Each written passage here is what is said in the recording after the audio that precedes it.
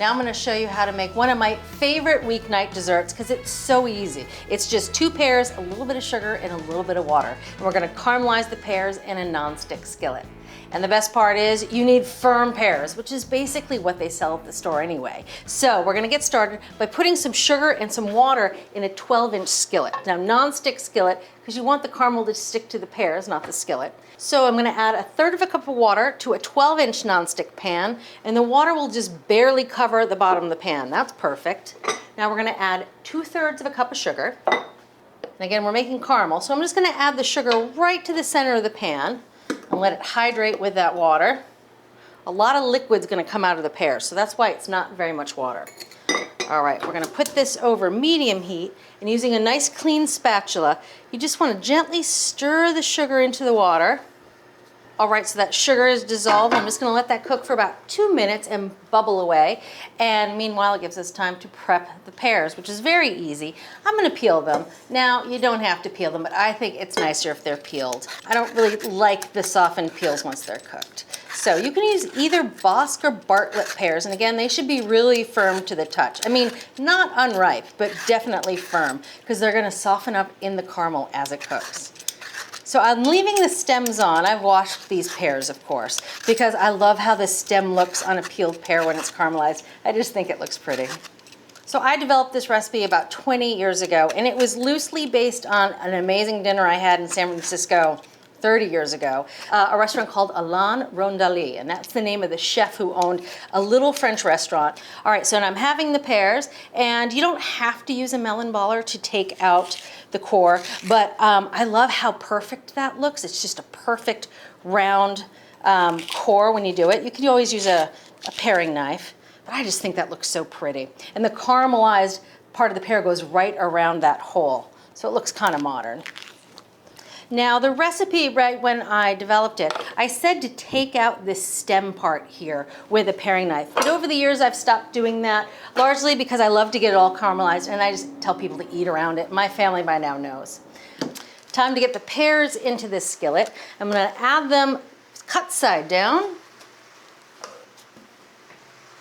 Now I'm just doing 2 pears here because that's enough for my little family, but you can definitely fit a few more in the skillet. All right, on goes the lid, and we're going to cook these pears in this liquid for 10 to 15 minutes. And to tell the doneness of the pears, I'm going to poke it with a fork, and I should just meet a little resistance. I'm also using a clear lid, and I'm going to keep my eye on that caramel and turn the heat down if it starts to get too dark. So it's been about 12 minutes. Ooh, you can see it's starting to get caramel on the back side of the pan. Ooh, and those pears are nice, perfect. Now I'm just going to make sure the caramel that's browning on one side of the pan gets nice and evenly mixed into the caramel on the other side of the pan that wasn't browning.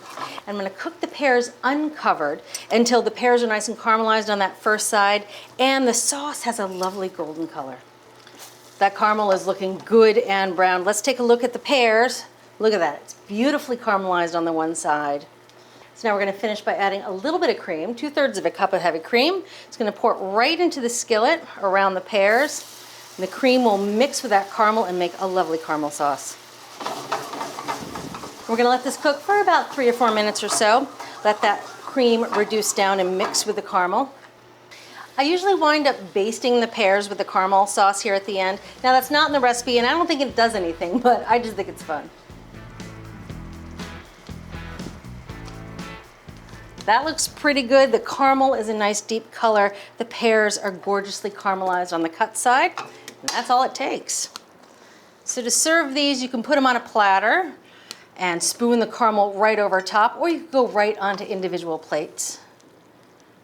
Pour the caramel over. I like filling the little holes with caramel.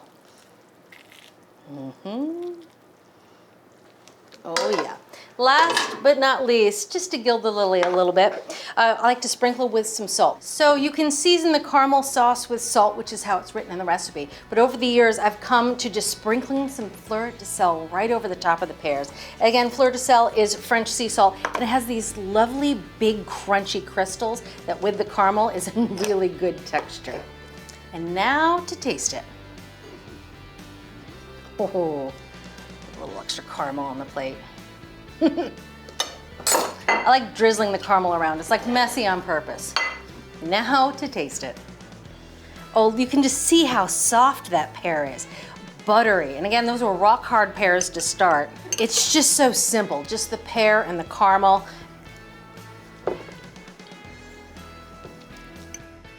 Thanks for watching. What'd you think? Leave a comment below and let me know what you're excited to cook this week. And while you're at it, hit that subscribe button. You can get today's recipes and more for free at our website, americastestkitchen.com/JuliaAtHome.